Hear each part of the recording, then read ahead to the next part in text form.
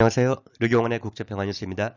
최근 시리아 대통령 아사드를 전복한 HTS의 수장인 알 졸라니는 유대인으로 모사드 요원이라는 미국 언론의 보도가 나왔습니다. 놀랍게도 시리아 대통령 바샤르 아사드를 전복한 HTS, 일명 아이시스 알카이다의 수장은 유대인이며 텔아비브의 이슬람 법학교를 졸업했습니다. 얼마나 많은 다른 참수자들이 역시 모사드 요원일까요? 이스라엘 이네트 뉴스에 따르면 아부 무함마드 알 졸라니는 요나탄 아비 데이비드라는 이름으로 태어났으며 모사드 정보 요원입니다.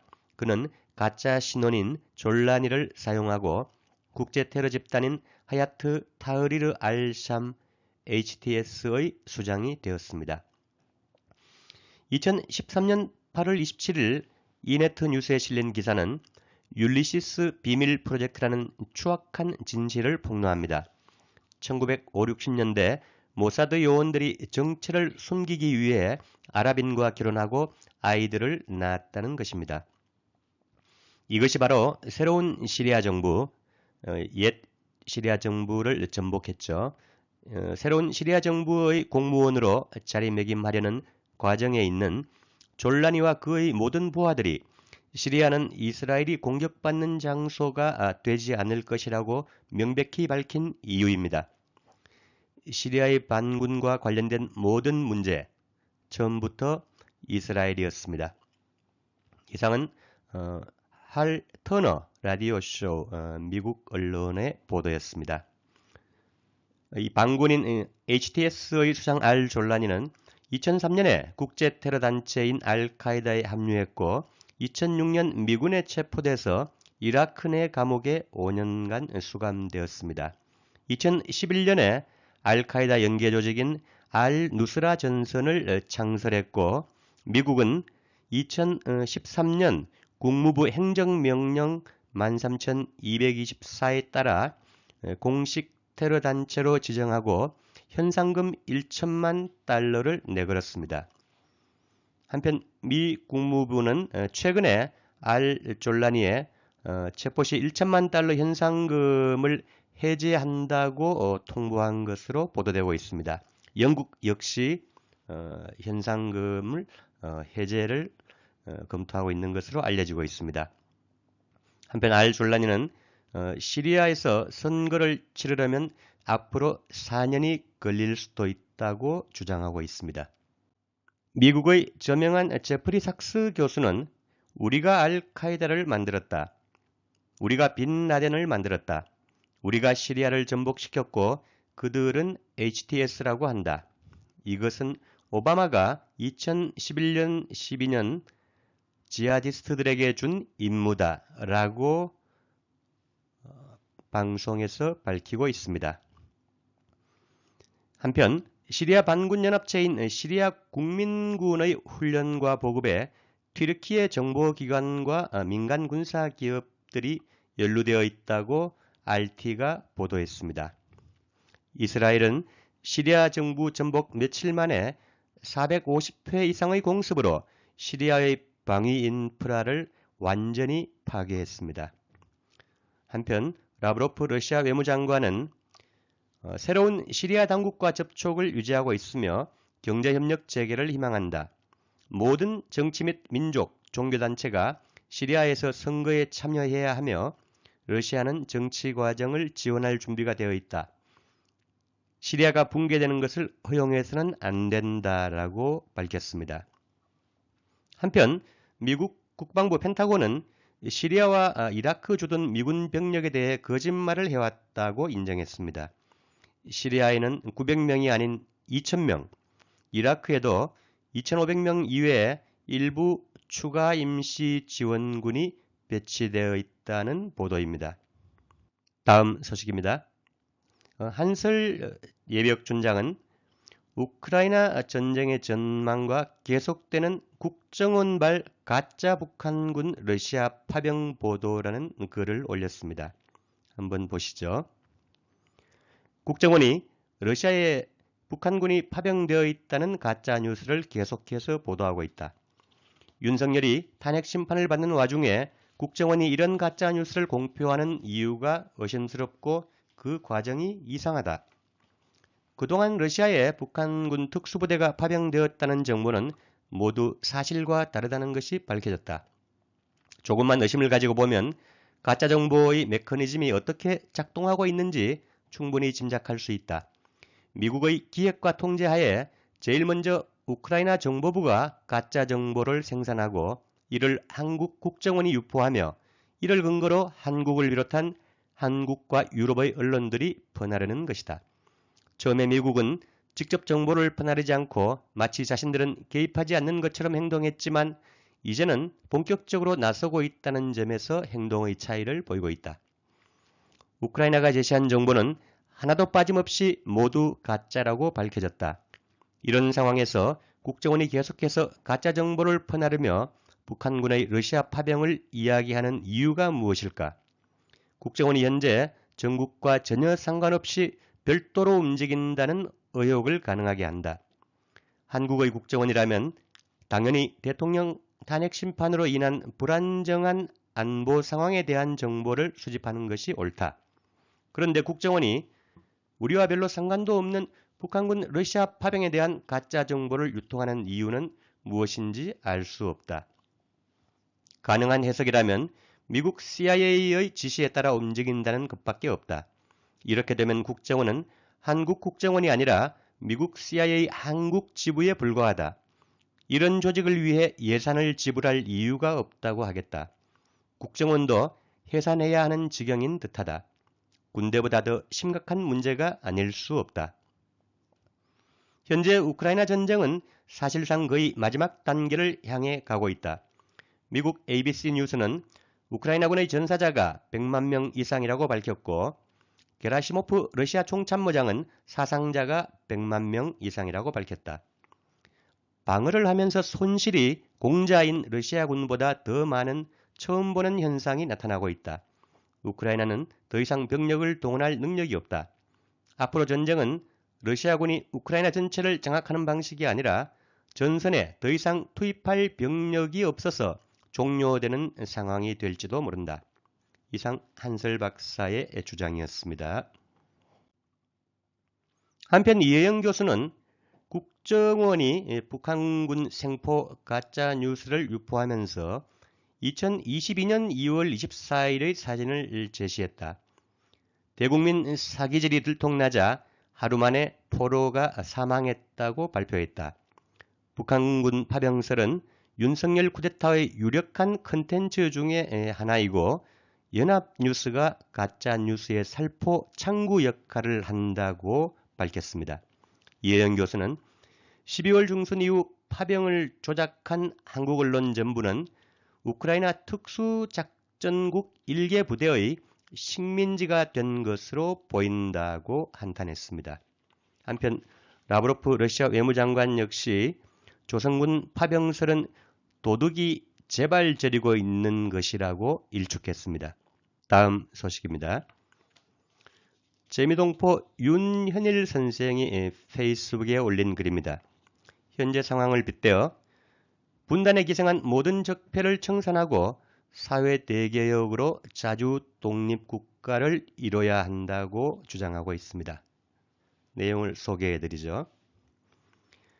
12.3 비상계엄 사태 이후 연일 경악스러운 흉계가 드러나고 있다. 하나같이 충격적이고 놀라운 내용들이다. 총을 쏴서라도 국회 문을 부숴 의원들을 끌어내라. 계엄이 해제돼도 2번, 3번 계엄령을 선포하면 된다며 국회 진압을 적극적으로 지시한 혐의가 드러났다. 체포의 채자도 꺼낸 적 없다던 윤석열의 해명과는 정면으로 배치된다. 미쳐 날뛰는 악귀 같다. 그중 전 정보사령관 노상원이 기획한 병영도 작전은 엄청난 충격이다. 정치인과 종교인, 판사, 재야인사, 언론인 등 16명을 수거 납치해 백령도로 향하는 배에 실어 고의적으로 폭파 침몰시킨 뒤 조선에게 뒤집어 씌우는 공작이었다. 전형적인 반북 북풍 공작이다. 김어준의 국회 증언에도 특수부대가 조선인민군복을 입고 한동훈 사살, 미군 사살을 하고 조선의 반격을 유도한다는 공작 내용이 있었다. 백령도 작전은 과거 우키시마 마루호 폭파 사건이 연상된다. 일본은 1945년 8월 24일 해방 후 조선인들을 조국으로 돌려보내겠다고 우쿠시마 마루호에 태워 일본의 마이즈루만에서 폭파시킨 사건이다. 메가더의 해군 명령에 의해 함선 항해가 금지되자 일본은 이 배를 폭파시키고 사고로 위장했다. 지난 3월 방첩사령관 여인형이 작전명 충성 8천으로 2주간 계엄 집중 훈련을 했다. 일왕에 영원히 충성한다는 의미로 충성 8천이 작전명이 되었다는 설도 있다. 일본 기미가요 가사 중에는 일왕이 1000대, 8000대까지 년년세세 조약돌이 바위가 되어 이끼가 낄 때까지라는 가사가 나온다. 충성 8천을 작전명으로 사용했다는 것은 이들이 일본 군대를 코리아 반도에 끌이기 위한 매국노 같은 사고다. 1945년 일제 폐망 후 일본인들이 일본으로 돌아가지 않고 이름을 바꿔 한국인 행세를 하는 잔류 왜구 숫자가 5만여 명이 된다는 주장도 있다. 계엄에 참여한 자들은 잔류 왜구로 의심받을 만한 행동을 하고 있다. 12.3 계엄에서 드러난 각종 정황들을 종합하면 북파공작원 HID의 자작극 계획이 있었다. 그렇다면 과거 숱한 북풍 사건도 조선이 아니라 한국 정부의 자작극일 수도 있다. 68년 1월 21일 김신조 사건, 68년 10월 30일 울진 삼척 사건, 83년 10월 9일 버마 아웅산 사건, 87년 11월 29일 대한항공 858편 폭파 사건, 일면 김현희 사건 등이다. 버마 아웅산 폭파 사건에 대해 전 연합뉴스 강진욱 기자는 자신이 펴낸 1983 버마를 통해 아웅산 묘소 테러를 미국과 전두환 정권이 벌인 자작극, 즉 조선의 소행을 가장해 치밀하게 기획된 대북 공작이었다고 주장했다. 그러면서 자신이 서울, 남한에서 왔다고 주장했던 주동자인 강민철은 당시 체포되어 버마 감옥에서 25년간 복역했고 마지막 해인 2008년에 의문의 죽음을 당했다. 대한항공 858편 실종사건, 김현희 사건도 마찬가지다. 조선의 공작이라고 한국 정부의 일방적 발표로 끝이 났다. 유가적으로 구성된 진상조사위원회에서 김현희는 조선 사람이 아니다. 김현희의 진술은 모두 조선의 실정과 맞지 않는다며 국정원 직원이라는 말까지 있었다. 진상규명을 위해 노력했지만 진실을 밝히지 못했다. 다만 김현희는 반공 강연회로 돌아다녔으며 국정원 직원과 결혼해 살고 있다는 마지막 소식만 있을 뿐이다.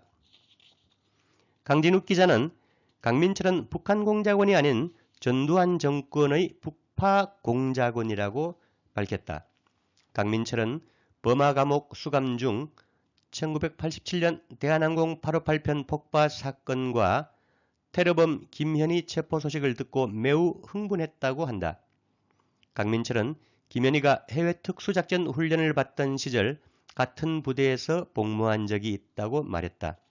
이렇게 역대 정권들은 정권 위기 돌파를 위해 북파 공작원을 이용해 여러 사건을 조작했다. 1945년부터 미군정의 보호하에 친일 친미 세력들이 한국의 주요 자리를 독식하며 한국 사회를 병들게 했다. 암적 존재들이다. 도려내야 한다. 윤석열 계엄 이후 미국의 내정 간섭이 노골화되고 있다.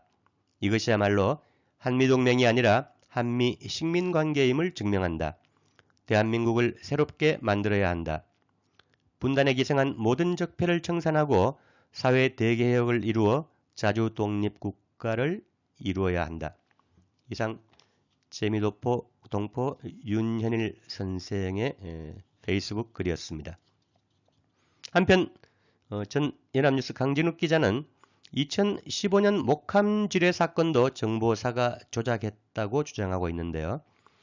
12월 28일 뉴스공장에 출연한 뉴스타파 기자 봉지욱은 12.3 계엄난동에 동원된 정보사 공작조가 2016년 4월 총선 일주일 전 중국 류경식당의 조선인 여종업원 13명 납치에도 관여했다며 자신이 취재 중 들었던 이름 국정원 요원 정지용이 안산 햄버거 가게에 왔던 정성욱 정보사 대령이었다고 밝히고 정보사가 2015년 8월 4일 목함지뢰 사건 때도 국방장관 김관진의 지시에 따라 대북 보복 작전을 실행했다고 말했습니다.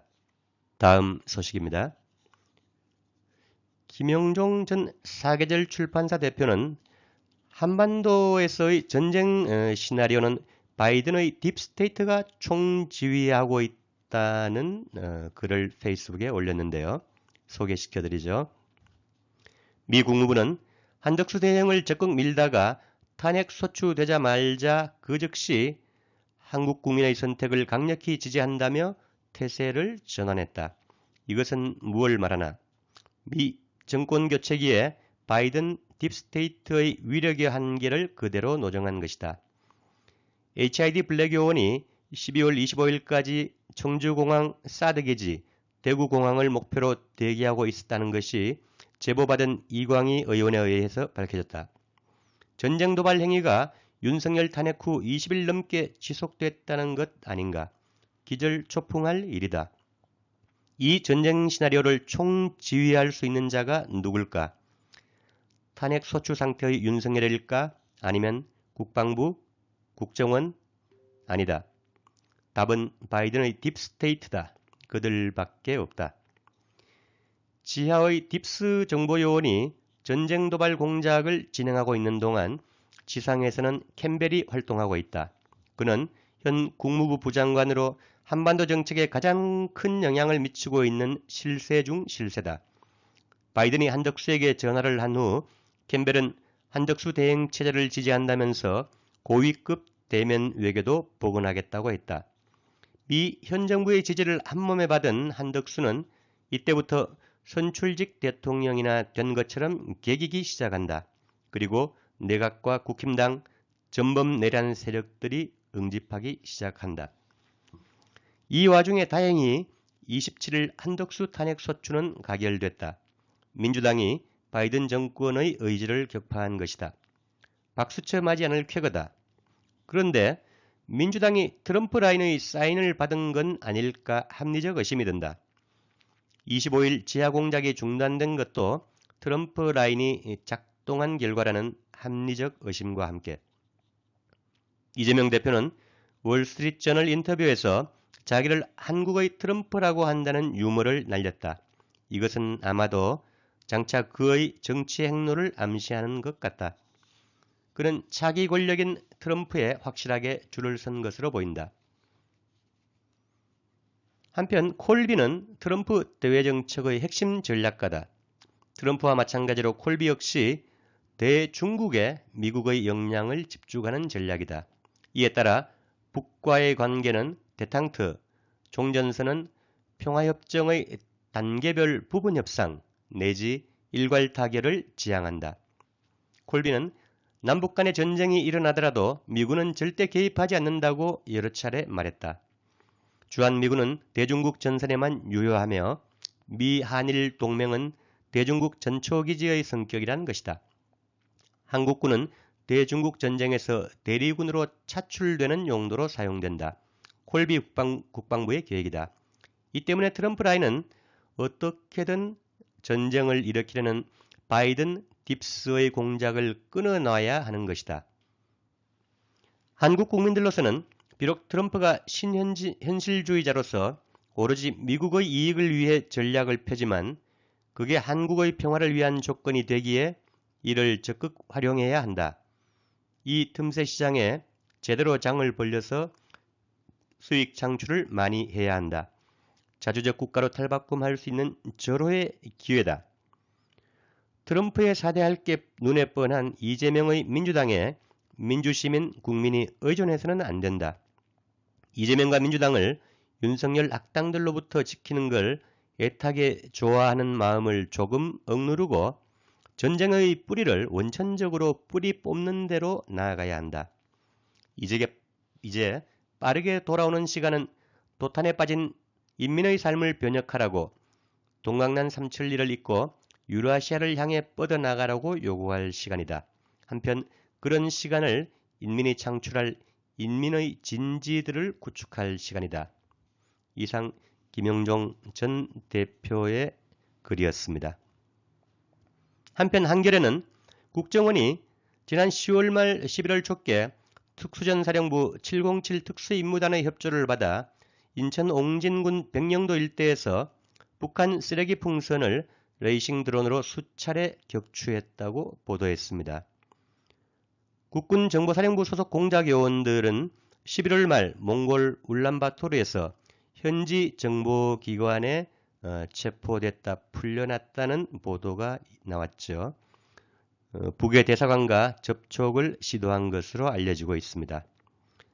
한편 민주당 부승찬 의원은 우리 군이 대북 전단을 뿌려 북의 도발을 유도하려 했다는 제보를 받았다고 밝혔습니다. 한편 뉴욕타임즈는 바이든이 민주주의를 추구하는데도 불구하고 윤의 계엄을 비판하지 않아 미국 가치를 훼손했다고 보도했습니다. 미국 가치가 뭔지는 잘 모르겠네요. 한편 재미동포신가요? 스콧 리 선생은 엘브리치 콜비 미 국무차관 임명자가 2017년 12월 대북 위기 당시 트럼프에게 북폭 위협을 중단하고 김정은과의 직접적인 대화를 유도한 핵심 인물이다. 펜타곤을 구조조정하고 45명의 사성장군을 10명까지 줄이는 등 조직 감축과 예산 축소, 전체적인 재래식 전력 감축, 핵미사일 전력의 현대화에 집중할 것이다라고 예측했습니다. 그리고 현재 800여 개의 해외 미군 기지도 300개 내외로 축소할 것으로 예상된다. 전통적인 국제전략이나 패권 유지보다 미국의 실질적인 산업 생산력, 재정적 현실, 인구 통계학적 현실을 반영한 국방정책을 추진할 것으로 내다봤습니다. 엘브리치 콜비 국방차관 임명자죠. 오늘 류경환의 국제평화뉴스 여기서 마치겠습니다. 고맙습니다.